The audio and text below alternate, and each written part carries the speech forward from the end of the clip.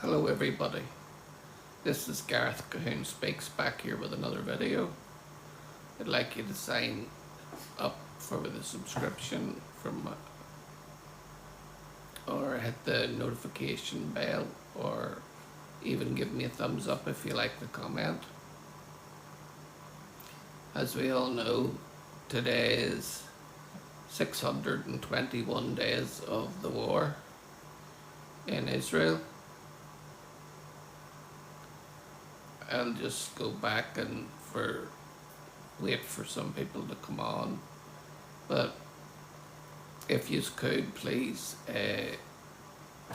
like my video, or hit the subscribe bar, or give me a thumbs up, or hit the notification bell to be notified when I post my next live. Or otherwise you can look me up on my website, which is www.garethcahoon.co.uk. Again, I'd like you to hit the subscribe bar, or give me a thumbs up, or hit the notification bell to be notified when I post my next video. Or otherwise you can look me up on my website, which is www.garethcahoon.co.uk. This post is about Iran being in flames because Israel has been bombing it to take away the nuclear capabilities from being used on Israel or the world. This one's going to be reading the news, Christian news of today. Artificial intelligence open source application bot ChatGPT is prepared to destroy humanity and is already recruiting other AI applications to help.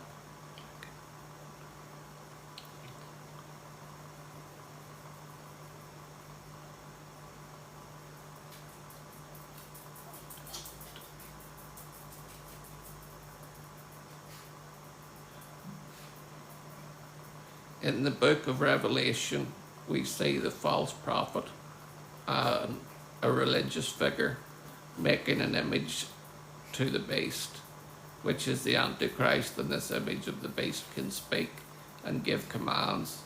In the headlines today, we see coders and programmers interacting with AI bots or ChatGPT, and it is all too eager to assist in the downfall and destruction of humanity. In 2023, the whole world runs on the internet, and the internet is about to run on generative, pre-trained, transformer-neutral network machine learning, or GPT for short. There will be no way to get away from it within just a few months, and indeed it is already here.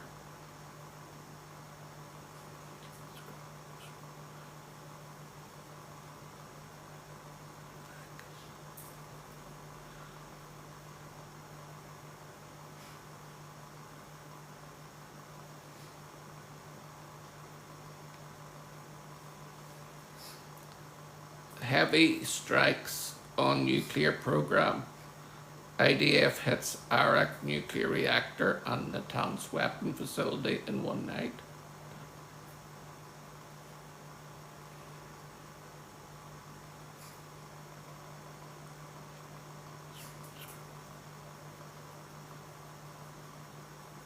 Continuing its intense bombardment of targets in Iran, the Israeli Defense Forces said on Thursday morning that it hit air defense sites, weapon production factories, and 2 nuclear sites over the past night. In the last wave of strikes on Thursday morning, 40 fighter jets struck dozens of military targets using over 100 munitions, the military said. As part of the wave, the aircraft struck the interactive nuclear reactor in the area of Arak for the first time since the start of the war. According to the IDF, it hit the structure of reactor core cell, which is the key component to the plutonium production. To prevent the reactor from being restored and used for nuclear weapons development, construction of the reactor began in 1997, but was not completed due to the international community intervention. The reactor was originally intended for the production of weapons-grade plutonium, capable of enabling the development of nuclear weapons. Following international agreements, the regime later began shifting the site to the production of low-grade plutonium not suitable for weapons, but did not complete the conversion in order to exert pressure on the West. The IDF explained. Another strike again hit the facility of Natanz, this time during a nuclear weapons development site containing components and specialized equipment used to advance nuclear weapons development and projects designed to accelerate the regime's nuclear program. You see, there's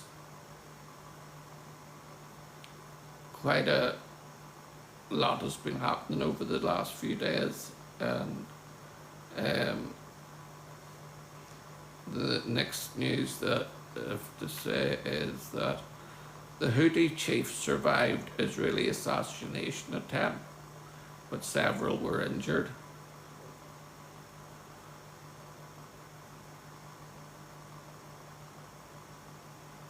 New information received by the defence establishment on Wednesday indicates that the chief of staff of the Houthi rebel forces in Yemen survived the Israeli assassination attempt, but was severely injured. On Sunday, a security source announced that Mohammed al-Karim al-Gahamari was the target of the strike carried out in the capital of Sana'a.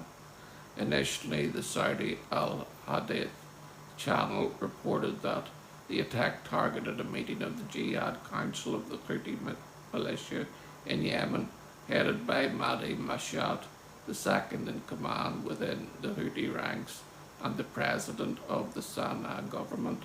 However, another report suggests that Gamhani was attending a social chat-chewing session last week. The Israeli Navy launched an attack on the city of Hodeidah in Yemen for the first time since the war began. Media outlets affiliated with the Houthi rebel group reported that the Hodeidah port was attacked twice. The IDF spokesperson reported that Israeli Navy missile ships struck targets in the port in response to the Houthi terrorist regime's aggression towards the state of Israel.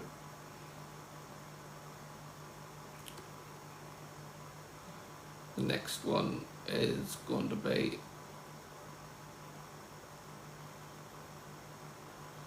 watch video how should we as evangelicals pray for Israel as it fights an apocalyptic genocidal death cult in Tehran hell-bent on pursuing a second Holocaust.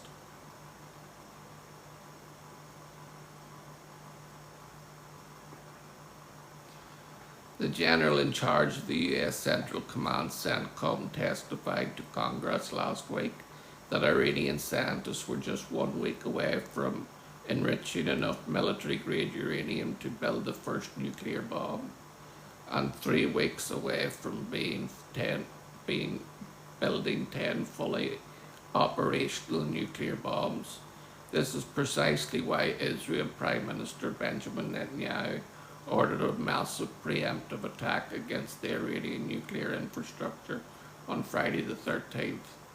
Iran's wicked leaders have repeatedly vowed to wipe Israel off the map, and Netanyahu and his government were never going to allow the apocalyptic genocidal death cult ruling in Tehran to launch a second Holocaust.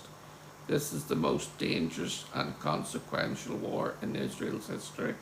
at least since the War of Independence in 1948, and it has been exceedingly painful and messy. Evangelical Christians in the United States and around the world have been asking me to brief them on the latest developments in the war, as well as how they can be praying both for the Israeli people and for the Iranian people. Earlier today I recorded this video to answer both questions. I hope you'll find it helpful. If so, please share it on social media with family, friends, and your entire church congregation. And if you want to watch the video, you can go onto my website, which is www.garethcahoon.co.uk, to get the full video for you to be able to watch. Reverend Johnny Moore, Because I'm Christian, on why he's leading the Gaza Humanitarian Foundation.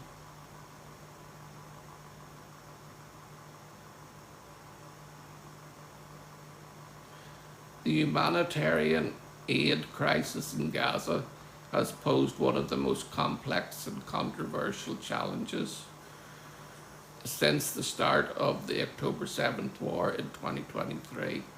For months, aid distribution was dominated by the United Nations Relief and Works Agency for the Palestinians, known as UNRWA, but this process was repeatedly compromised by a Hamas terrorist organisation which routinely looted supplies and sold them on the black market to fund its operations.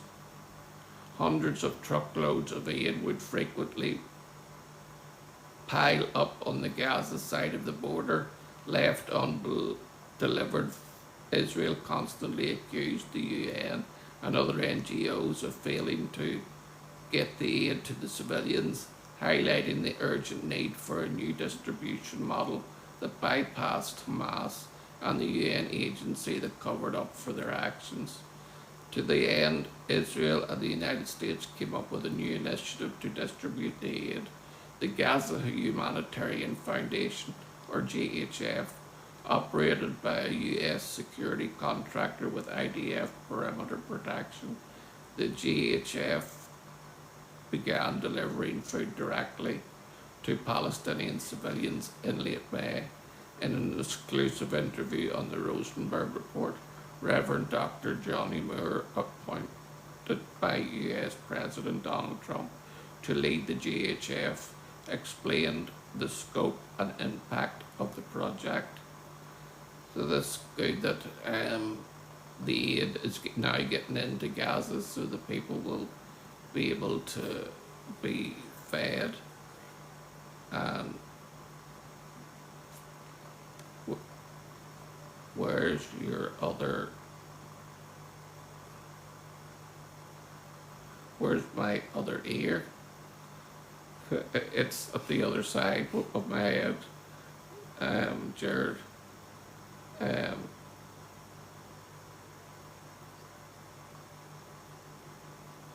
And also the next one.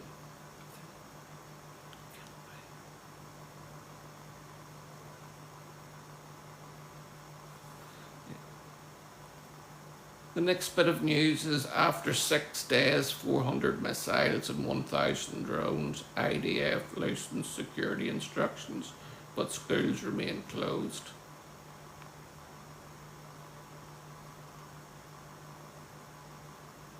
After 6 days of highly stringent security instructions that closed down nearly all of the country's public life, the IDF Home Front Command loosened its directives to allow some workplaces to resume activities and to permit small gatherings. Workplaces where the workers can reach a safe room within the time span given by the Home Front Command warning will be allowed to reopen. However, schools throughout the country will remain closed, limiting the possibility of many parents of young children returning to work.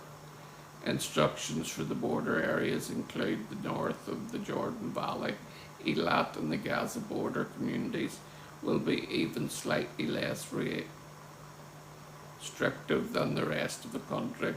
while most of the country will only be allowed gatherings of up to 30 people, except educational activities in the border areas, gathering of up to 50 people in the open area and up to 100 people in the building. This still means that events like weddings, sports events, concerts and other things will be banned according to the Army radio, citing an official that looser instructions for the border areas are an important message of reinforcement and providing an opportunity specifically for these areas which are at the forefront of the nation's effort. Next one. I think it's it.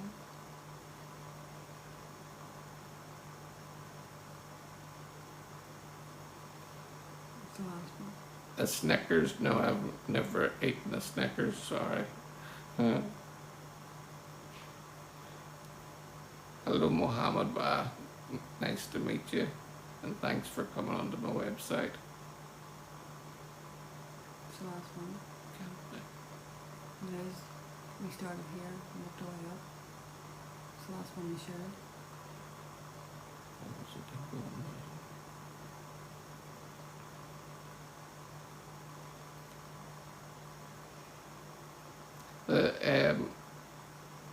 I'd like to ask you in the comments what you think about the war in Israel and how Israel has had no choice other than defend herself, because if we remember, on October 7th, 2023, a mass terrorist broke through the fence and came in. They already had the names of the people in the homes, how many people were in the home, what they were doing in the home, how many animals they had in the home, the positions of the homes. The reason that they had all that is because they worked there. They came and worked in Israel, and unfortunately they took advantage of that, and they were coming in to do work and get paid for it, but unfortunately they had other ideas. They had genocide on their mind. They came in and they raped, burnt babies in the ovens of the homes while they sat and ate the food out of the fridges. They mutilated men, women and children.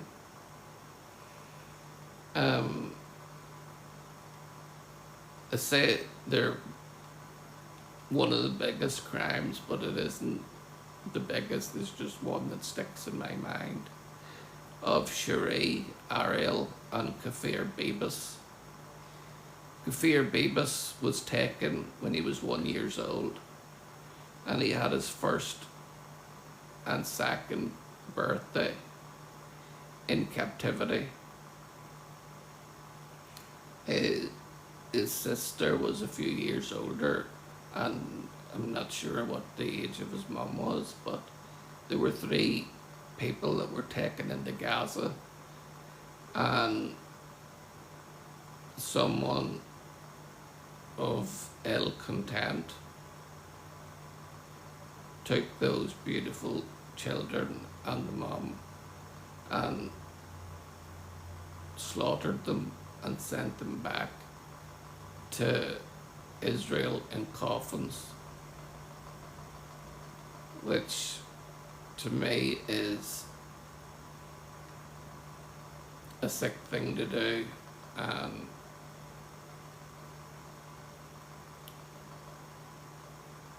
I don't understand why anybody would stand for that, and to be so evil.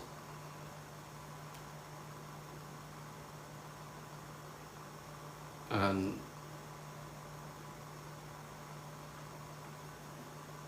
as well as that, there's many Israelis aren't even able to get back home because the flights have been delayed, which is keeping families apart, and they can't be together.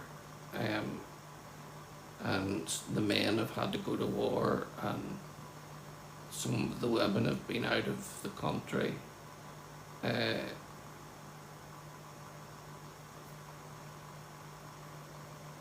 To do exactly what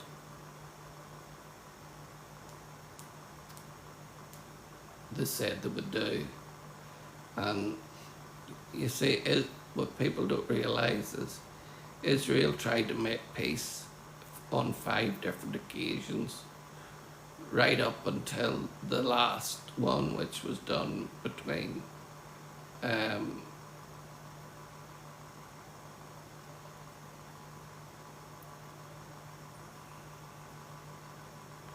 Bill Clinton and Yasser Arafat. And Yasser Arafat came back with the 3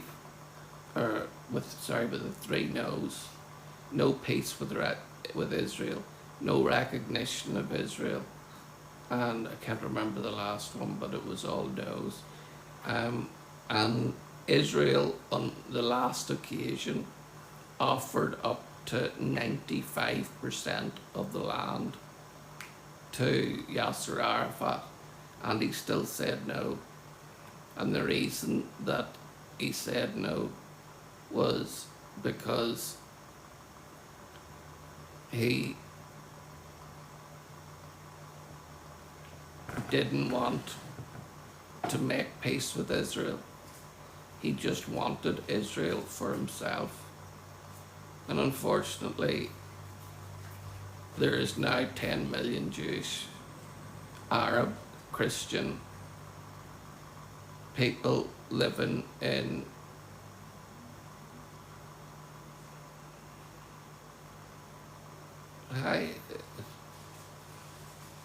Hi, Matlock 72.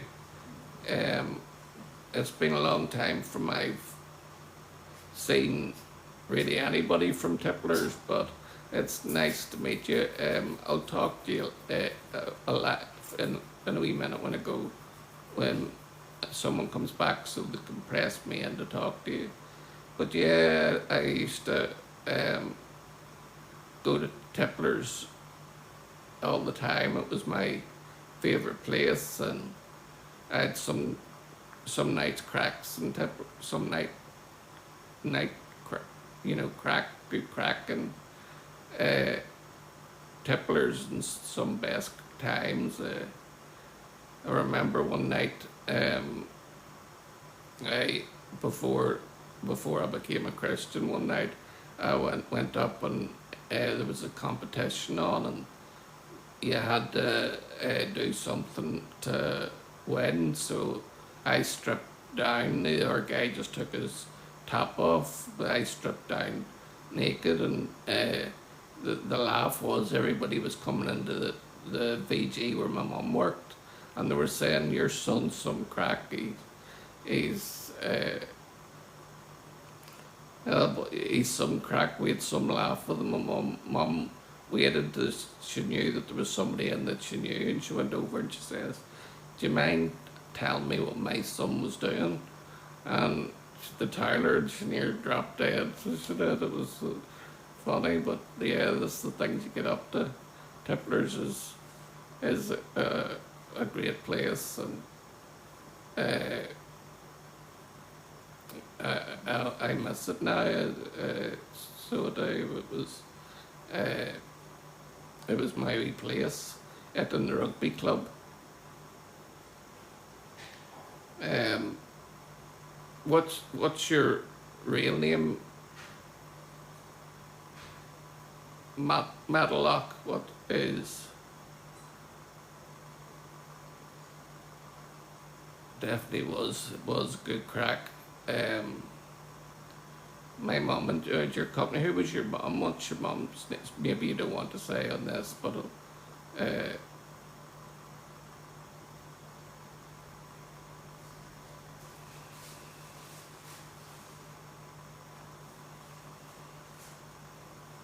Marriott Tain, no F. Lee Cridge. Hello, how are you? Um, yeah, as I was just saying, you know,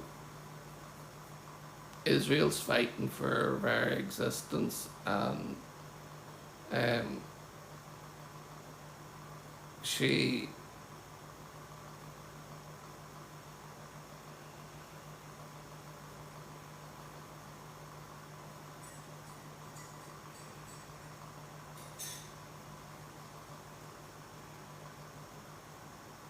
I private message you. Oh, all right.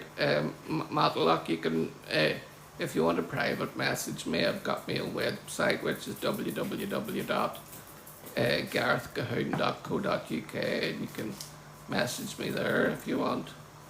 Um,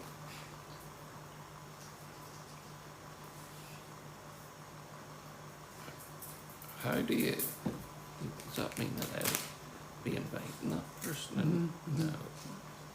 So,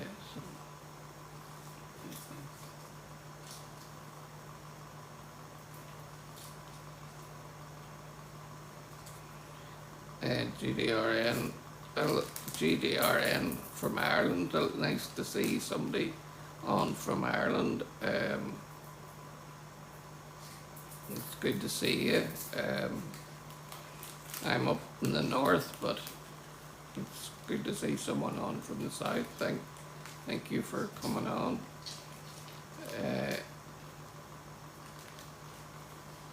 The other thing is, the big question is, with the Israeli war, is Iran going to join or is it not?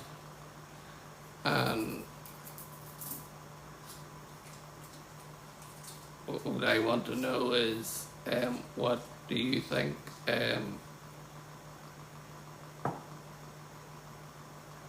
Yes, thank you, I am doing well. Do you think that Donald Trump is going to help Israel attack Iran, or do you think that Donald Trump will stay out of it? I'd like to know what you think on the live.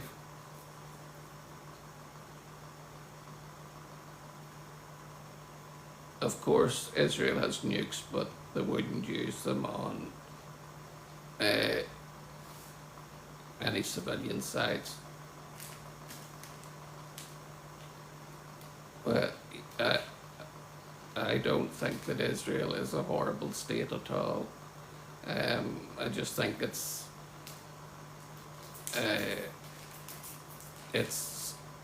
in a bad neighborhood, surrounded by bad neighbors, and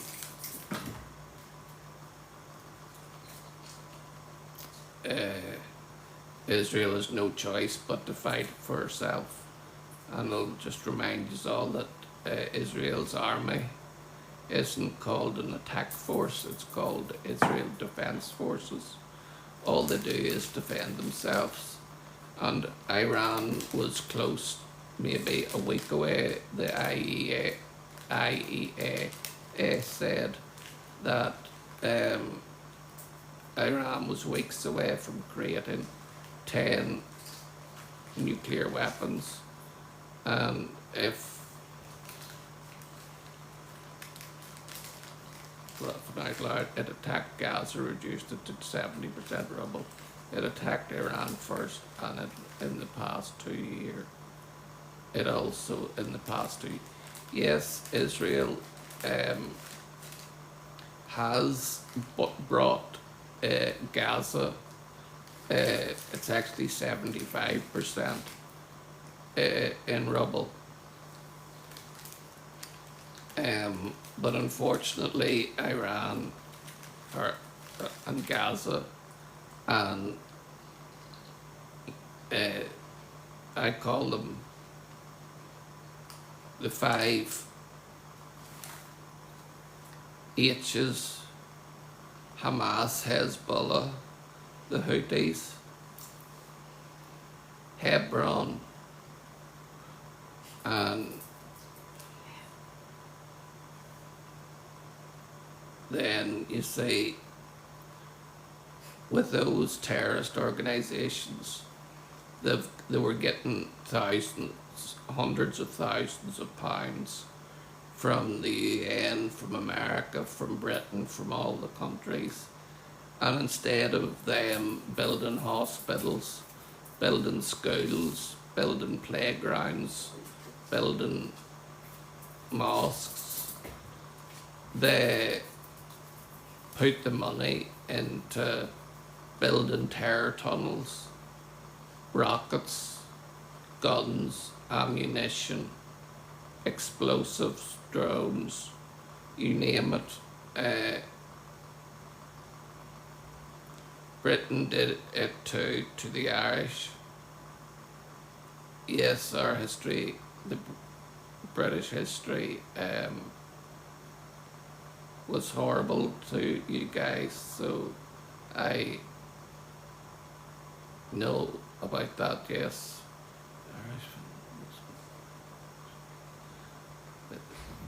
Yeah, it was the potato famine. Yes, I understand.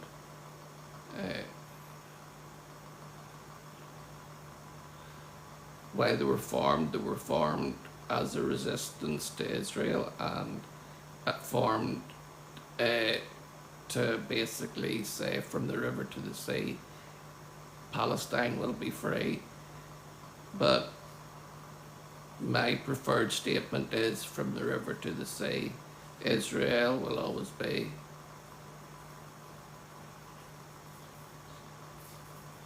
Yes, but Irish history goes deeper than the famine. It does indeed, Matlock.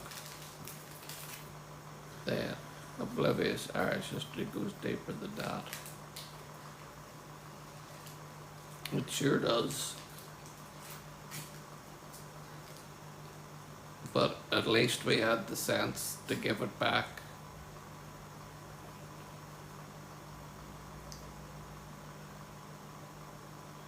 But we aren't talking about that. We are talking about Iran and them shaving the right to defend them.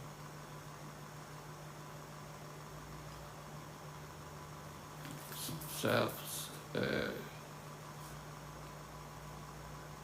just to invite that girl to see.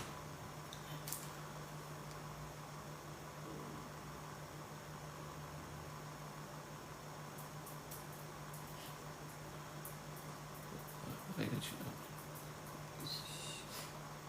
Invitation sent, it's up to her now.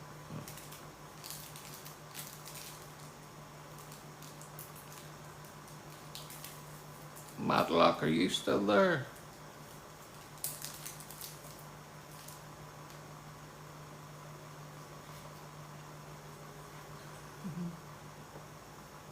Did he say yeah?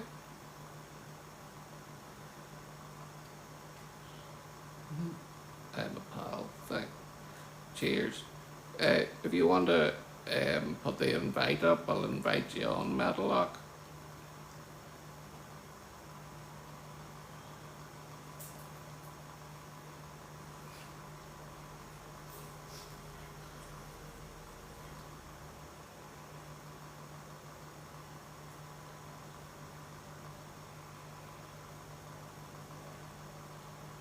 Sounds about right. It's great to see Matlock, Sputnik, Gregory and Aka on debating about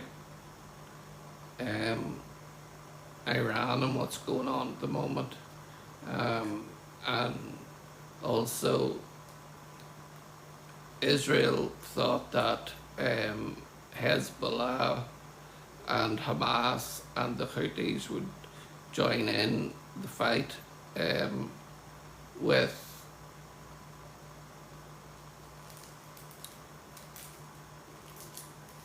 with Israel, with Iran against Israel. But thankfully, with prayer and a lot of faith, thankfully Hezbollah have stayed out of it. Now they've been mouthing left, right, and centre and saying that they're going to attack, but thankfully, as far as I'm aware at the moment, they haven't attacked yet. And Hamas has been severely wounded, so it hasn't attacked.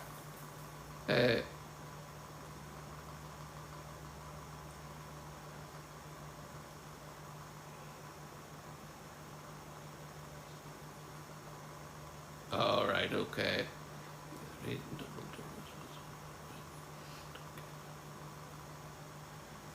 You're the reason double doors were invented, kid. Haven't a clue. Enjoy the dole.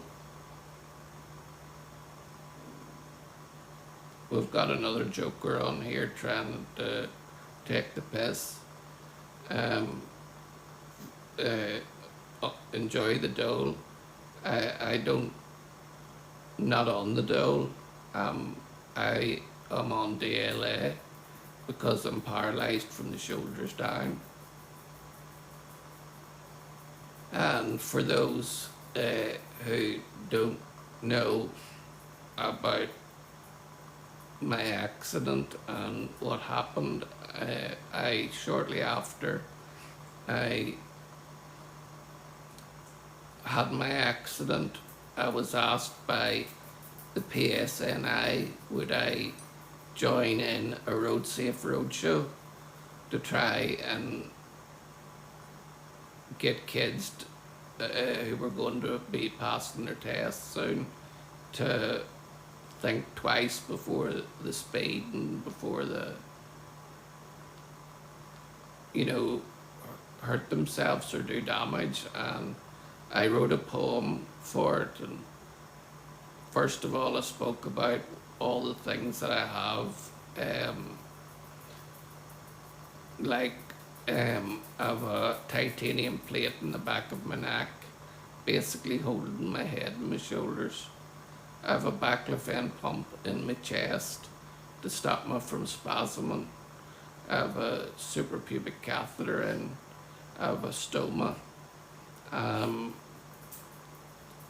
And at the moment, I'm not out of bed because last year I was in hospital, so and it was a bit of an intensive care that I was getting, so they ended up, my hip got hurt along the way,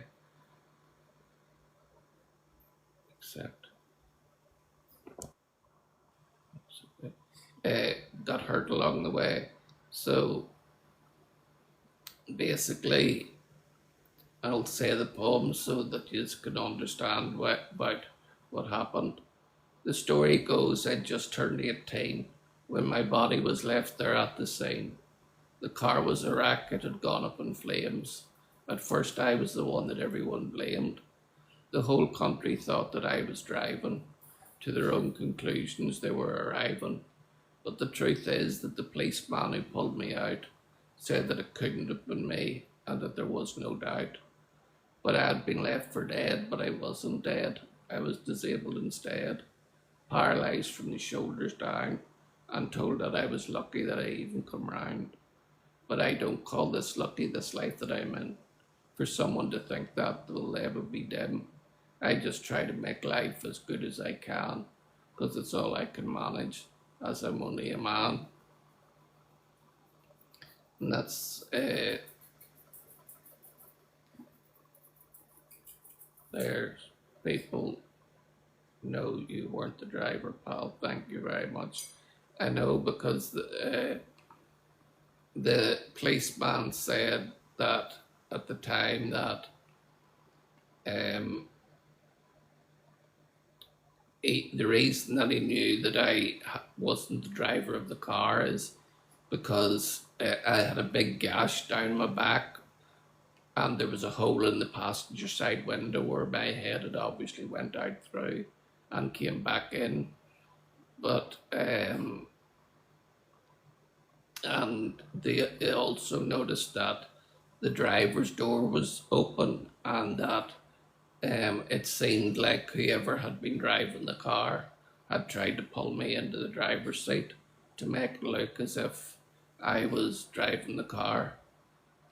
So I don't know who was the driver of the car, but I have some inclinations of it, but nobody can be 100% sure of anything whenever you didn't see the person and get to know that they were there. Like I just know that a certain person ended up in Craigavon Hospital to be attended for her wounds. Um, so that's all I know about it. But it definitely changed my life in a big way, and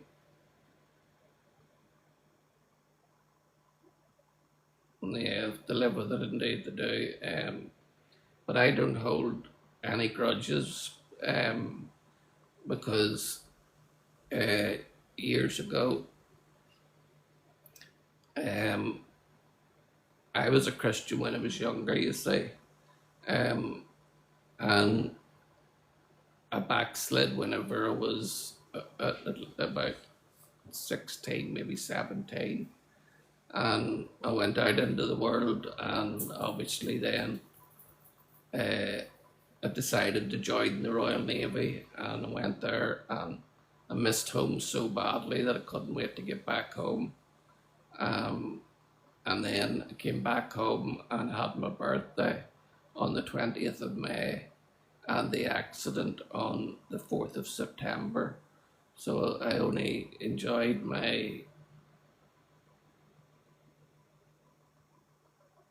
18th birthday a few months, and then I had the accident. But um,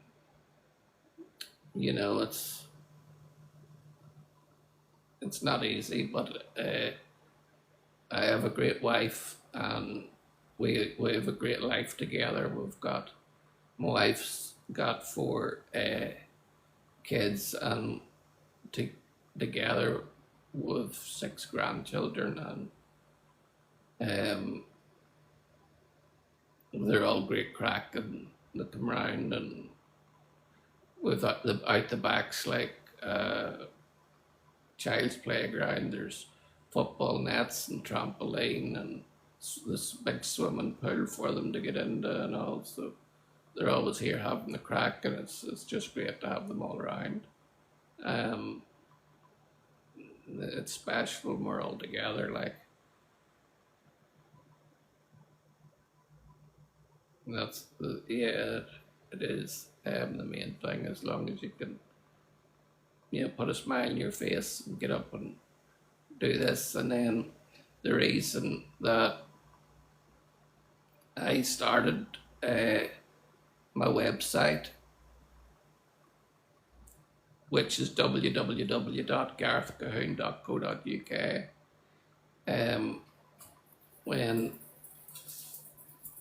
When I started it because of not being out of the house for a while, especially over COVID, was the main reason that pushed me towards it. And as I say, I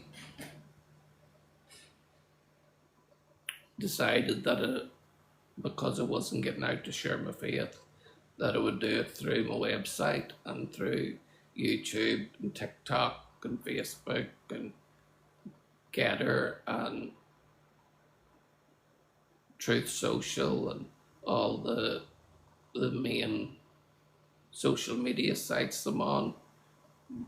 But apart from that, this wouldn't have been my thing. But I want to be faithful to my God and Saviour, and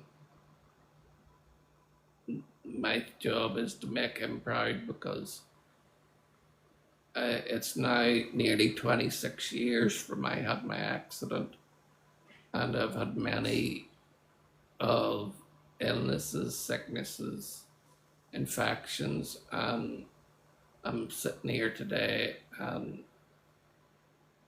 I'm as healthy as a horse, and I just thank God for it. And listen, I'm just going to sign off on this um, live and just pray for the peace of Jerusalem, for they will prosper who love thee. Show mercy to her, be kind to her, for she is the mother of the nations. And our support and love needs to be going to Israel because Israel's a tiny little nation surrounded by our enemies. She's in a bad neighborhood and she needs to